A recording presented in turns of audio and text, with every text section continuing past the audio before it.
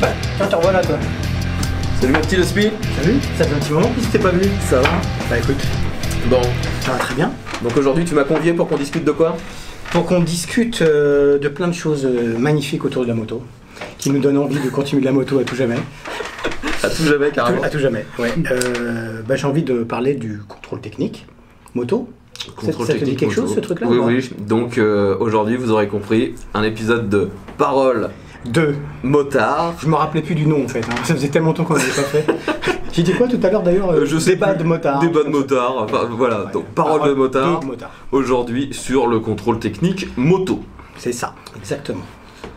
Donc, je pense que l'ensemble d'entre vous, vous allez être comme nous. Le contrôle technique moto, c'est, selon moi, une aberration. Voilà, c'est fini. Voilà. Salut. Donc j'espère que ça vous a plu. Abonnez-vous à nos deux chaînes. Et puis, donnez des sujets pour un autre débat, parce que là, c'était un petit peu bof. Hein. Allez, salut. Ouais, salut. C'est presque ça quoi. Bon, plus clairement. Plus sérieusement, ouais. Qu'est-ce que tu as à dire, toi, sur le contrôle technique moto? Parce que moi, je vais te laisser commencer, parce que ça m'exaspère, ce sujet. Il a eu du mal à accepter qu'on traite ce sujet-là, parce que il en fait comment je pourrais dire, une allergie presque. Ouais, j'avais peur de m'arracher le peu de cheveux qui me restent. Même la sauce samouraï de ce midi était moins forte que ce qui se passe en ce moment. Quoi. Donc voilà, ouais, ce fameux contrôle technique moto, donc on en parle depuis quelques années. En 2013, le Parlement européen, au nom de la Commission européenne, voulait le mettre en place pour tous les pays de l'Union européenne. Nos motards et surtout nos bonnes, ou moins bonnes, je ne sais pas, associations motardes avaient dit non fortement, et du coup l'Union européenne avait décidé, en tout cas le Parlement, de repousser jusqu'en 2022, donc de 2014 à 2022, avec peut-être un examen au cas où on pourrait démontrer que l'accidentologie avait baissé, sachant qu'on verra un peu après ce qu'il en est, et peut-être aussi des annexes bien particulières qui feraient que peut-être ce contrôle technique pourrait être exempté, en tout cas en France. Voilà, en tout cas ce qu'il faut savoir, c'est que dernièrement le Parlement européen a voté, et à l'unanimité quasiment, à une voix près, enfin non, justement 48 voix pour 49, le Parlement européen a décidé que le contrôle technique passerait serait instauré dans les pays de l'Union européenne à partir du 1er janvier 2022. Voilà où on en est actuellement pour le moment. Voilà, sauf que, si j'ai bien compris, à part cette directive européenne qui est passée, on n'a pas réellement eu d'infos qui venaient directement de notre gouvernement concernant ce contrôle technique. Pour le moment, on n'a rien du tout, hein. On est dans l'expectative, exactement. Donc le souci, c'est déjà, est-ce qu'on est dans les fameux critères qu'ils avaient énoncés? Est-ce qu'il y a eu une baisse significative de l'accidentologie concernant les deux roues sur ces dernières années? Parce que il me semble bien, si je me trompe pas, que sur ces peut-être 10 dernières années, le parc de motos a augmenté peut-être x5, x10. Je crois que c'est x10. Je crois que c'est x10. Ouais, je crois que c'est x10. Et pourtant, le nombre d'accidents n'a pas vraiment augmenté, il a même plutôt, on va dire, diminué. Donc il n'y a aucune raison, selon moi, de s'embêter avec un contrôle technique. Tout à l'heure, on parlait un peu en off, tu m'as donné un pourcentage en fait d'accidents qui seraient liés justement aux défaillances techniques de la moto. Rappelle-moi, c'était combien? 0,5. Alors ça, c'était en 2005. Mais il s'est passé 15 ans, certes, mais vu la technologie embarquée des motos, alors après, c'est à double tranchant, parce que peut-être que plus on est assisté, plus on peut faire aussi les cons. Bref, oui, en tout cas, en 2005, 0,5% des accidents étaient liés à une défaillance technique de la moto, ce qui est négligeable. Oui, et en plus, on parle bien de défaillance technique qui serait liée à une négligence d'entretien. Mais oui, puisque sinon ça serait un problème de conception. Oui, de défaut. Ou juste une panne, on va dire pas de bol, quoi. Tout à fait. Donc, on parle pas des accidents de glissade, de comportement motard, du mec qui fait n'importe quoi. Bien sûr. Mais donc, déjà, ce 0,5%, même si on extrapole et que ça montait à 1%, ça veut dire que pour 1% des motards qui n'entretiennent pas leur machine et qui peut donc les mettre dans une situation d'accident, c'est ça, périlleuse, ouais. Et on va taxer, parce que je considère que c'est quasiment une taxe, 99 personnes qui n'ont rien à se reprocher. Qui font très attention. Alors peut-être que ce sera tous les 2 ans comme en voiture, ou tous les 5 ans, enfin genre, j'ai aucune idée de comment ça se passe. De toute façon, si j'ai bien compris, ils voulaient aussi mettre ce contrôle technique comme... document pour la vente comme pour les véhicules, comme les voitures, quoi. Comme c'était le moins de 6 mois. Voilà, moins de 6 mois pour la vente. enfin moi à chaque fois je vois aucune raison de faire ce contrôle technique moto, parce que si vous êtes comme moi, que vous avez passé le permis, eh bien les vérifications qu'on vous apprend à faire sur votre moto pour avoir ce fameux permis, bah, je vois pas en fait que le contrôleur pourrait vérifier d'autres que ce qu'on est normalement capable de tous vérifier. Vous allez vérifier quoi sur une moto? Vous allez déjà vérifier si visuellement il n'y a pas de fuite, aussi bien au niveau du moteur, liquide de frein, liquide de refroidissement, pareil pour aussi, comment dire, je trouve plus, donc liquide de frein, liquide de refroidissement. On a aussi à vérifier les fuites d'essence, genre d'huile, tout simplement. Et liquide de fourche. Tout ça, c'est super facile à voir sur une moto. C'est pas comme sur une voiture où ça peut, comment dire, transiter par plein de tuyaux. Pour aller dans le moteur, c'est un peu plus compliqué. Non, mais de toute façon, aucun contrôleur technique n'est jamais allé voir dans le moteur concernant les voitures. Donc il n'y a aucune chance qu'il fasse ça sur une moto. À part que le contrôleur voiture te fait monter la voiture sur un pont, ouais, mais personne lambda peut peut-être pas le faire pour regarder en dessous sa moto. Bien sûr, mais à part ça, effectivement. Justement, c'est là où on va dire que sur une voiture, ça peut se justifier parce qu'il y a certaines parties techniques qui sont très difficilement accessibles pour une personne lambda. Alors que sur une moto, logiquement, on peut pratiquement vérifier tous les organes de sécurité sans aucun outillage. C'est purement visuel. Si j'ai envie de savoir si ma fourche elle fuit ou pas, bah, j'ai juste à le vérifier visuellement après avoir essayé de faire fonctionner un peu la fourche. Quoi. Et puis effectivement des manipulations spécifiques à faire où on délaisse un petit peu par exemple la direction. Mais tout ça, c'est des points durs. Tout ça, je rappelle, ce sont des techniques que personnellement j'ai apprises pour le permis. Donc quel intérêt de faire ce contrôle technique? Alors, après, moi je vais rebondir une fois de plus en disant que oui, tu as quand même malgré tout, il y a ce regard effectivement de Lunaris qui est expérimenté en moto, et après il y a ce que tu dis par rapport effectivement à ce qu'on apprend au permis. Mais entre ce qu'on apprend et ce qu'on en ressort, et puis cette confiance en soi qu'on n'a peut-être pas nécessairement quand on est vraiment tout premier motard, d'ailleurs on en a discuté en off, hein, c'est l'un des seuls points que je considère peut-être comme positif au contrôle technique, c'est que ça peut rassurer certaines personnes de savoir que la moto elle est estampillée contrôle technique ok, et que les organes de sécurité ont été théoriquement bien je comprends, tu vois, bien vérifiés. Je comprends ce que tu veux dire, mais à ce niveau-là, pour moi, il faudrait que ce soit dans une démarche volontaire. Faut pas que ce soit une obligation. Tu veux vendre ta moto plus facilement, tu veux qu'elle ait un contrôle technique pour assurer le vendeur, que ce soit faisable, ok. Mais pourquoi le rendre obligatoire? Et même chose, je pense que si vous êtes comme nous deux, vous connaissez quand même à peu près ce qu'il faut vérifier sur une machine, il est parfois intéressant d'acheter une moto qui peut avoir un entretien de retard ou une petite défaillance qui est facilement réparable, justement pour ensuite négocier le tarif et faire ce genre de truc. Mais en connaissance de cause. En connaissance de cause. Parce que si le vendeur... Alors je pense que c'est aussi pour ça que certains, ça les rassurait. Il y a quand même des vendeurs peu scrupuleux qui peuvent te vendre de la merde, qui peuvent te cacher ces fameux défauts. Et effectivement, toi, t'es pas censé le savoir. Alors autant le mec il est honnête et qui va dire il y a ça à refaire, et du coup tu négocies le prix, effectivement, c'est valable. Bien sûr. Je pense qu'il y a des personnes qui pourraient très bien, et il y en a des escrocs. Bien sûr qu'il y a des escrocs, bien sûr qu'il y a des escrocs, mais contre les escrocs, on a tous maintenant quasiment dans nos assurances des services juridiques qui sont là pour remettre les gens à l'ordre quand c'est nécessaire. Ouais. Mais particulier, c'est toujours de toute façon, je sais pas. Le peu de fois où j'ai acheté une machine où je soupçonnais qu'il y avait vraiment des problèmes que j'avais peut-être pas pu déceler tout seul, je vais voir mon garagiste et je fais tout vérifier, point barre. Quoi. J'ai pas besoin de payer un contrôle technique qui vérifiera très certainement 10 fois moins de choses qu'un véritable garagiste, pour en plus très certainement plus cher que ce que prendrait un garagiste. Donc ce coup de se rassurer, pourquoi pas, mais ça me paraît bien faiblard comparé, comme on disait, aux 99% des gens qui ont des motos qui sont en parfait état. Ouais. Après, tu sais bien que les lois sont souvent créées comme ça, les règles un peu strictes, elles sont créées parce qu'il y a une minorité de personnes qui font n'importe quoi, et du coup on va trouver l'argument clé en disant que comme ça existe, et ben on va protéger les gens. Et puis après voilà, c'est très souvent comme ça. Comme les contrôles de sécurité sociale, comme tout type de contrôle, Pôle emploi, machin. Comme il y a des gens, une petite minorité qui abuse, et ben boum, on tape du poing sur les âmes. Et ça, à mon avis, l'État va légitimer ça sous cette forme-là. Oui, après, moi je vois ça comme ça. J'avais entendu certains qui disaient le contrôle technique dans un premier temps. Voilà, je suis en train de finir ma phrase avant de la commencer.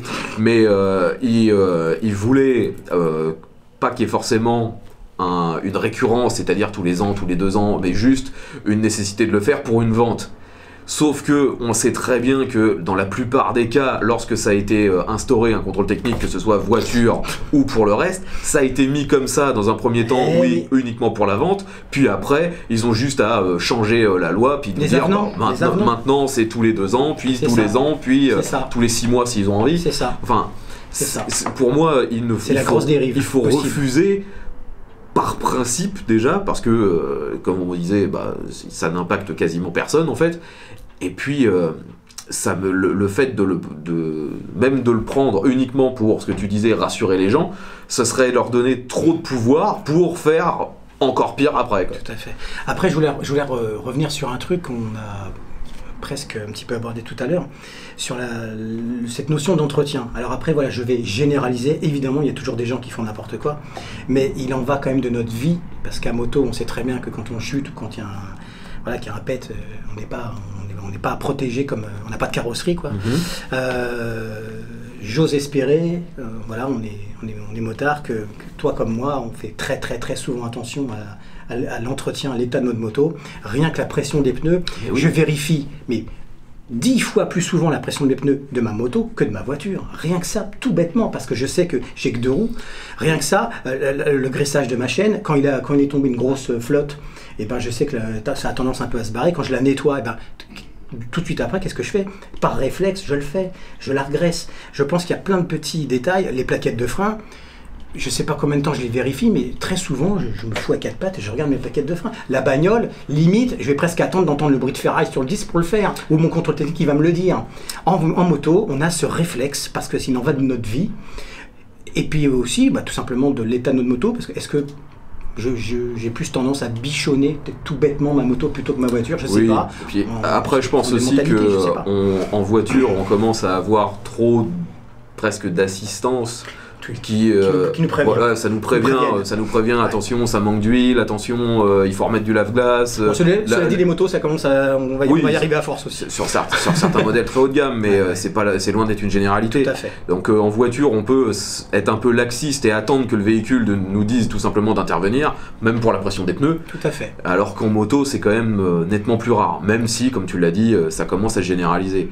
C'est enfin, de toute façon, ce contrôle technique, moi, pour revenir une fois de plus sur l'argument que tu disais tout à l'heure pour une vente, quelqu'un me présenterait un contrôle technique ou une facture d'entretien d'une concession bien connue, j'aurais nettement plus de confiance dans la facture d'entretien de la concession que sur le contrôle technique. Et tu sais quoi, chose qu'on avait déjà dit une fois quand on avait fait cette vidéo sur comment il fallait acheter sa moto, j'aurais même presque plus confiance à l'acheter chez un particulier, où je rentre dans son garage, je vois qu'il est super outillé, qu'il a l'établi, tout ça, qu'on voit que c'est un passionné, on voit qu'il bichonne ses motos, plutôt qu'effectivement qu'un contrôle technique un peu neutre, où on ne sait pas si ça a été fait de façon très sérieuse. Surtout qu'en plus après, tout le monde a déjà vu des contrôles techniques bidonnés où les bagnoles étaient complètement pourries et en fait on se retrouve avec un contrôle technique vierge. C'est monnaie courante. Bien sûr, c'est pas non plus une généralité. Faut pas généraliser du tout, mais ça arrive. Loin de là, les contrôleurs techniques font leur boulot, il n'y a aucun problème. Majoritairement, ils font leur taf. Mais ça arrive qu'il y en a qui sont soudoyés pour des bagnoles qui sont vraiment des épaves. Tout à fait. Ça arrive. Et puis tu sais, ce fameux contrôle technique où quand tu as une contre-visite, donc la contre-visite est faite, et du coup ça te fait une feuille vierge. La personne n'est pas obligée de montrer tout ce qu'il y avait en non-contre-visite. Alors théoriquement, tu es obligé de montrer les deux. Ouais, mais il n'y a rien qui prouve qu'il y avait des contre-visites. Des non-contre-visites, pardon. Si, quand tu as un truc de contre-visite, c'est bien écrit que c'est une contre-visite. Non, les non-contre-visites, où c'est marqué qu'il y a quand même des défauts, mais sans contre-visite obligatoire, tu vois cette feuille-là. Tu as la contre-visite obligatoire, et tu as des défauts sans contre-visite. Oui. Et bien, quand tu passes au contrôle technique, si les contre-visites ont été réparées, obligatoire, tu as une feuille blanche. tu peux montrer cette feuille blanche et faire croire que le contrôle technique est absolument vierge, qu'il n'y a même pas de défaut sans contrôle. Mais là, c'est que tu te mets dans l'illégalité, parce que ce que tu présentes n'est pas le bon document. Tout à fait. Et celui qui accepte ce document est aussi entre guillemets un peu idiot, vu que c'est bien écrit que c'est un rapport de contre-visite. C'est pas un rapport de contrôle technique global. Moi, ça m'est déjà arrivé une fois justement de demander le contrôle technique d'un véhicule. On me présente ce truc-là qui était vierge. Et là, j'ai fait oui, mais ça c'est une contre-visite. Il me faut le document original aussi. J'ai bien compris que ça le faisait chier, mais j'ai eu les deux documents. Et là, tu vois une liste un peu plus voilà, et quand j'ai vu la liste des deux documents, déjà j'ai vu qu'il y avait des infos qui ne correspondaient pas entre les deux. J'ai passé mon chemin, quoi. Ouais. Mais et puis tu vas avoir un contrôle technique, ok, avec une liste de non-contre-visites, mais énorme. Et tu sais que dans 1 ou 2 ans, tu vas avoir une tonne de choses à faire. Et ça, c'est méga important. Bien sûr. Mais bon, moi, franchement, déjà sur le contrôle technique moto, j'aimerais bien savoir juste qu'est-ce qu'il compte contrôler. C'est ça. Parce qu'il y en a plein qui veulent, entre guillemets, tu le disais, se rassurer, mais ça vous dira jamais l'état du moteur, si le véhicule... Distribution, embrayage, boîte de vitesse, tendeur de chaîne. C'est impossible à vérifier. Il faut se baser sur ce qu'il y a actuellement en voiture. Et en voiture, c'est vraiment les organes de sécurité externes, les roues, les roulements, la pollution. Quoi qu'ils vont te marquer corrosion sur le châssis, même s'il y a une petite merde. Quoi. Ouais, enfin ça c'est encore autre chose. Hein. De toute façon, comment tu peux avoir corrosion perforante sur un châssis moto? Là, le truc c'est qu'elle a baigné dans... Elle est restée 35 ans dans la grange. Elle est restée 35 ans à pourrir. Ouais, chez mamie. Non, c'est pas... Enfin, moi, je ne vois vraiment aucune légitimité à ce contrôle technique moto. Alors, je vais rebondir aussi encore une fois plus sur ce que disait tout à l'heure. Effectivement, un coup qui sera instauré avec sans doute cet argument de... ça peut rassurer effectivement un nouvel acheteur. Qu'est-ce qu'on sera capable de nous mettre après on commence par quoi? Par ça, après c'est tous les 5 ans, tous les 2 ans. Est-ce qu'on va pas le mettre à tous les ans parce qu'on va considérer qu'en moto, c'est beaucoup plus dangereux quand on strale? Voilà, ça peut faire peur aussi, on ne sait pas trop encore. Malheureusement, on n'a quasiment pas d'infos en fait. Là, comme on le disait en début de vidéo, la seule info qu'on a, c'est oui, l'Union Européenne a décidé de passer ça début 2022. Mais qu'est-ce que le gouvernement français en dit? Qu'est-ce qu'ils vont vraiment mettre en place? Alors, sauf que théoriquement, j'ai bien dit théoriquement, quand l'Union Européenne vote, que le Parlement Européen vote, et que c'est 2022, 1er janvier, qu'il n'y a plus d'autre alternative, la France n'aura rien à dire. Oui. Théoriquement, elle n'aura plus rien à dire. Mais après, on peut aussi se retrouver, comme sur plein de sujets, dans une situation où la France ne l'applique pas et donc se tape des sanctions. Mais elle ne l'applique pas. Qu'a-t-il de sanctions? Je ne sais pas. Donc, voilà, c'est le problème. C'est qu'actuellement, on ne sait absolument pas si la France va réellement le mettre en place en 2022 ou pas. Ouais. Et c'est demain 2022. Et surtout, même s'ils le mettent en place, dans quelles conditions? La formation des contrôleurs, tout le matériel, comment ça fonctionne, enfin voilà. Qu'est-ce qu'ils vont contrôler, qu'est-ce qui va être accepté, qu'est-ce qui ne le sera pas. La tolérance. Toi, tu me disais tout à l'heure que tu avais une crainte sur le fait que les machines un peu modifiées pourraient être recalées. Moi, de mon côté, je me fais assez peu de soucis là-dessus, sauf sur des trucs, on va dire, dangereux. Le châssis a été coupé. Enfin, le châssis, le cadre, pardon. Et encore, à certains endroits. Et encore, il faudrait que ce soit mal fait et que ce soit visible et dangereux. Mais par exemple, tu me disais, j'ai gardé mon pot d'origine au cas où. Je le garde. Je peux comprendre, mais même actuellement sur une voiture, vous arrivez avec un pot qui n'est pas celui d'origine. S'il ne fait pas trop de bruit, si les émissions polluantes passent, on vous dira rien. Il n'y a pas de problème. Après. Là où le plus souvent, je pense, les machines pourraient se retrouver recalées, c'est pour les clignotants. Parce qu'il y a énormément de motos qui ont été remplacées par des clignotants LED qui souvent clignotent déjà beaucoup trop vite. Ils sont complètement invisibles. Et ça, oui, pour le coup, je pense que ça pourrait être quelque chose qui serait bloquant pour le contrôle technique. Les petits rétroviseurs, très beaux mais tout petits, où on voit plus rien. Peut-être qu'il y aurait un certain périmètre. Minimum. Une surface minimum, peut-être. Ça, j'avoue qu'une fois de plus, on sait pas. On n'a aucune précision, on ne sait pas du tout. Mais après, de toute façon, comme sur beaucoup de véhicules actuellement qui sont modifiés, la plupart du temps, les gens qui ont des voitures modifiées, ils les remettent d'origine pour le contrôle et puis ils remodifient le lendemain. J'ai déjà fait sur des voitures. Voilà quoi. Donc l'histoire des rétros, ce genre de choses, c'est pas vraiment bloquant. C'est pas vraiment bloquant. C'est pareil pour pour les voitures, hein, je pense vraiment que il ne faut pas imaginer non plus n'importe quoi et toujours se redire comment c'est actuellement au niveau des voitures. Il y a peu de chances que ce soit très différent quand même. Alors après voilà, c'est là où on a notre petit point de divergence et c'est bien parce que c'est quand même un débat. C'est que effectivement Lunaris se base sur des faits concrets, sur ce qui se passe actuellement sur la voiture. Moi j'ose un petit peu extrapoler, j'ose un peu imaginer le pire, moi, je suis un petit peu comme ça. Je vais être un peu anxieux de nature, je sais pas. Voilà, moi ce qui me fait un petit peu peur, un peu à l'instar de ce qui se passe en Suisse, même si tu l'as bien dit effectivement, la Confédération helvétique ne fait pas partie de l'Union européenne. Mais en Suisse c'est très draconien et quand on présente sa moto, il faut qu'elle soit strictement d'origine. Moi ce qui me fait un petit peu peur c'est qu'effectivement tous les gens qui auraient un petit peu accessoirisé leur moto puissent se faire recadrer, recaler à cause de ça. Voilà, c'est un de mes doutes.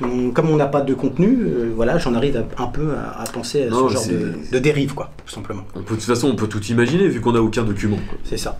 C'est ça. C'est vraiment le problème. Et puis voilà, comme on en parlait tout à l'heure, certaines motos d'une certaine année, avec ce contrôle technique, à l'instar du critère, on présente une moto, 1998, bof, ça passe pas, parce que c'est comme ça. Non, ça, je pense pas qu'il y ait je vois pas en fait ce qui pourrait être bloquant comme ça, mais de toute façon la pollution, comme d'habitude, si on va toujours prendre la pollution qui est donnée j'espère. Pour ce véhicule-là, au moment de sa construction. Voilà. On va pas demander à une moto de collection de faire les mêmes émissions de CO2 qu'un Euro 5. Ça, c'est le bon sens même. Mais ça serait dans le dessin, dans le projet peut-être, de dégager un certain nombre de véhicules du parc. Parce que de toute façon, ils n'ont même... Parce qu'on tend vers l'électrification des moteurs, parce qu'on tend vers l'hybride, parce qu'on tend... Voilà. Oui, tu vois. Mais de toute façon, moi, ce qui me fait, entre guillemets, délirer, c'est... Là, pour l'instant, on vous le dit, on est en train de faire des prévisions complètement hallucinantes parce qu'en fait, on n'a vraiment aucune donnée concrète là-dessus. C'est ça, quand on ne sait pas, on commence à psychoter. Mais les gens, moi j'en vois déjà plein dans les commentaires de mes vidéos et aussi sur des forums, ce genre de trucs, qui commencent à se dire, j'ai un truc qui selon eux ne passera pas le contrôle, alors je sais pas sur quoi ils se basent, et donc je vais la bazarder pour m'acheter autre chose de neuf. Donc... Est-ce que c'est, entre guillemets, un moyen de se légitimer l'achat d'un nouveau véhicule? Comme toi, tu l'as fait plein de fois dans tes vidéos et moi aussi. Ça peut très bien. J'avais un peu trop mal au cul. Oui, mais finalement, il était trop rouge. Mais franchement, pour l'instant, je vois aucune raison concrète de se dire le véhicule ne passera pas le contrôle. Il y a vraiment rien, quoi. Ouais. Donc ceux qui disent j'ai un véhicule de 92, on n'a rien 85, ni dans un sens ni dans l'autre en fait, c'est ça. Non, mais pour moi d'un point de vue logique, ils vont pas interdire du jour au lendemain les trois quarts des motos, quoi. Il ne faut pas, selon moi, relier des choses qui n'ont pas de lien direct. Le contrôle technique, c'est pas lui qui décide si le véhicule va être avec critère 1, 2, 3, 4 ou 0. Non, mais il s'appuiera sur le critère, peut-être. Mais comment je comprends pas ce que tu veux dire par il va s'appuyer sur le critère. Non, c'est pas ça, c'est que sur l'année plutôt, effectivement. Mais comme en fonction d'une année, on a un critère aussi, du coup, puisque par exemple en ville, on considérera que telle année, c'est tel critère. Et non pas le taux de pollution réel, t'es d'accord? Donc peut-être que ce contrôle technique s'appuiera, si le contrôle technique se fait à Paris et que ta moto elle est à Paris, je sais pas comment il fonctionnerait, j'en sais rien. Je sais pas, je suis pas sûr d'avoir suivi totalement ton raisonnement. Mais logiquement, actuellement, vous avez un véhicule qui date, on va dire, de 95. Vous n'avez pas les mêmes critères pour la pollution. Les critères du critère. Les normes qui vont être utilisées pour savoir si vous êtes toléré sur la route ne sont pas les mêmes qui suivent votre véhicule. Il date de 2019. Ça prend en compte l'année de construction de votre véhicule et justement les normes de CO2, de polluants que doit sortir ce véhicule. Et je dis de CO2, c'est une erreur, il n'y a aucun contrôle du CO2 dans les contrôles techniques. C'est les contrôles de NOx, de particules opacifiantes, là je sais plus comment ils appellent ça, les fumées noires. Mais non, il n'y a pas de contrôle du CO2. Donc ça serait uniquement l'année et non pas le taux de pollution finalement, quoi, qui pourrait faire frein au pire. Voilà, pour moi, ça sera la même chose qu'en voiture. Il n'y a aucune raison que ce soit différent en fait. Écoute, faut espérer. Mais enfin, faut surtout espérer qu'il n'y ait pas du tout de contrôle technique. Oui, ça par contre, à mon avis, ça va être compliqué. Ouais. Ça, à mon avis, ça va être compliqué. Ouais, bah écoute, on compte. Ouais, dites-nous dans les commentaires ce que vous pensez de ce contrôle technique. Est-ce que vous en avez peur? Est-ce que voilà, vous faites aussi des films? Je me fais peut-être un peu de films, voilà, mais je suis un peu comme Et ça. surtout, si jamais vous avez des contacts ou si vous-même vous travaillez dans ce domaine du contrôle technique, si vous avez des infos un peu plus concrètes, des directives, voilà, des notes de service, des choses comme ça. ce qu'on aurait pu déjà trouver, n'hésitez pas à mettre des liens, à en parler dans les commentaires, parce que là, c'est le flou total. Hein. C'est le flou total. Mais justement, c'est parce que on nous annonce, et c'est un peu comme un coup de tonnerre, on nous annonce comme ça d'un seul coup le contrôle technique 1er janvier 2022, mais on n'a aucune donnée, et c'est parce qu'on n'a aucune donnée qu'on en arrive à à partir dans tous les sens, quoi. Et c'est aussi pour ça que je me dis que même si la directive arrivait en début 2022, il y a pour moi tu penses qu'il faudra un délai, quoi qu'il en soit, énormément de chances que même si la France décidait de mettre vraiment ce contrôle technique, que ce serait reporté à je ne sais quand, parce que rien ne sera mis en place, quoi. Là actuellement ils ont quand même d'autres priorités que de mettre le contrôle technique moto, quoi.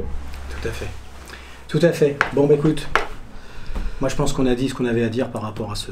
Ouais, j'espère qu'on n'aura pas à en reparler, ou sinon dans le bon sens, c'est-à-dire que ça a été annulé, ça serait génial. Et puis bon voilà. Et après, peut-être qu'effectivement, on aura peut-être plus de précision entre aujourd'hui, le mois de mars, et puis ça nous fait quoi comme délai, ça? 9 mois 9 mois, ouais.